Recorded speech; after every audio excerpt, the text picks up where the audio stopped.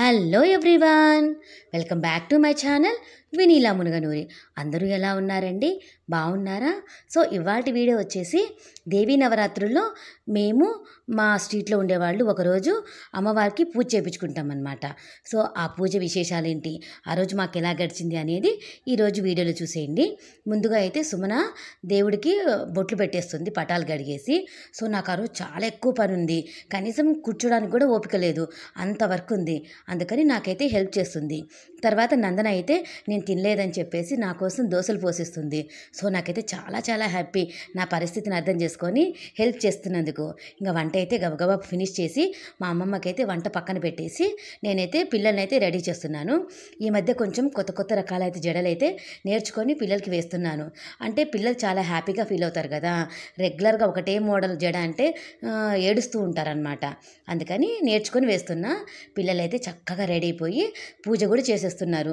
నాకైతే చాలా వండరు, నేను చెప్పకముందే చేసేస్తున్నారు కదా అని. నేనైతే ఇంకా రెడీ అయిపోయి పిల్లల్ని తీసుకొని గుడికి వెళ్ళాలి. ఇంటి నుంచి గుడికి 2 కిలోమీటర్ల దూరము. అంత దూరం బండి మీద పిల్లల్ని వేసుకొని వెళ్ళిపోతున్నాను. హైవే మీద వెళ్ళాలి. తర్వాత హెవీ ట్రాఫిక్. ఆ రోజు వాన, బురద, హెవీగా జ్యువెలరీ వేసుకున్నానా, పట్టు చీర, ఇంకా ఎక్కడ పట్టు చీరకు పాడైపోయిద్దో అని బాధ. అయినా కూడా అలాగే వెళ్ళిపోయాను.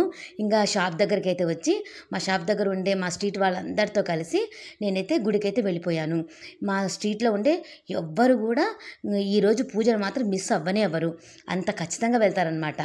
ఇంకా గుడిలోకి అయితే ఎంట్రీ అయిపోయాం. గుడిని అయితే ఈ 9 రోజులు 9 రకరకాలుగా డెకరేట్ చేస్తారు అందంగా, భలే బాగుంటుందన్నమాట. ఇంకా జనాలు కూడా చాలా ఎక్కువ మంది ఉన్నారు. మేమైతే పక్కన అద్దాల మండపం ఉంటే అక్కడ అమ్మవారిని అయితే దండం పెట్టుకుంటున్నాము. గర్భగుడి దగ్గర 1 సెకండ్ కూడా నిలబడడానికి టైం ఉండదు. అందుకనేది మేము అమ్మవారి దగ్గర అయితే నిలబడి దండం పెట్టుకొని అమ్మవారికి అయితే ఉయ్యాల ఊపుతున్నాము. అమ్మవారి సేవ కిందికి వస్తుంది ఉయ్యాల ఊపడము. అందుకనైతే కాసేపు అమ్మవారిని ఉయ్యాల ఊపి ఇంకైతే మేమైతే గుళ్ళోకి అయితే వెళ్ళిపోయాము. ఇంకా గర్భగుడి ఎదురుగానే కూర్చోబెట్టి మాకైతే పూజ చేపిస్తారు. అందరికీ గోత్రనామాలు చక్కగా చదివి అమ్మవారికి అయితే పూజ చేపిస్తారు. ఈరోజు అమ్మవారు మీనాక్షిదేవి అలంకారము. అమ్మవారు అయితే చాలా అందంగా ఉన్నారు కదా. మా బజార్లో ఉండే ప్రతి ఒక్కళ్ళైతే బాగా ఖచ్చితంగా అటెండ్ అయ్యారు.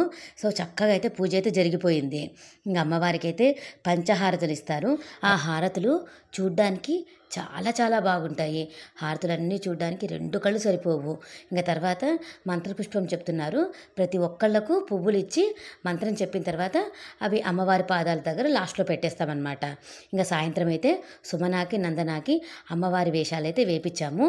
సో పిల్లలు కూడా చాలా ఇంట్రెస్ట్గా ఉన్నారు.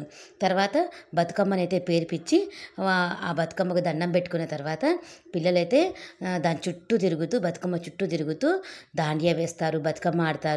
వాళ్ళైతే చాలా చాలా ఇంట్రెస్ట్గా పార్టిసిపేట్ చేస్తారు. వాళ్ళు ఏదైనా ఇంట్రెస్ట్గా ఉంది అంటే నేనైతే ఖచ్చితంగా ఎంకరేజ్ చేస్తాను. ఇంకా మా స్ట్రీట్లో ఉండే వాళ్ళందరూ ఎంత హ్యాపీగా ఉన్నారు. అందరూ మా ఇంటి ముందే ఉండి చాలా చాలా ఎంజాయ్ చేస్తున్నారు. పిల్లల డాన్స్ని, బతుకమ్మ డాన్స్ని చాలా ఎంజాయ్ చేస్తున్నారు. నేనైతే చాలా చాలా హ్యాపీ. ఇంకా పండగ రోజు ఉదయాన్నే పూజ చేసుకొని పిండి వంటలు వండుకొని సాయంత్రం అయితే జమ్మి చెట్టు దగ్గరికి ఖచ్చితంగా వెళ్తాము.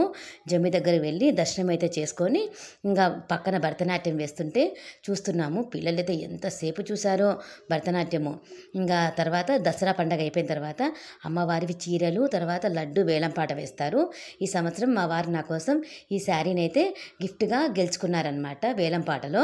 తర్వాత అమ్మవారి తులాభారాన్ని కూడా మా వారు వాళ్ళ ఫ్రెండ్స్ అందరు కలిసి గెలుచుకున్నారు 63,000కు.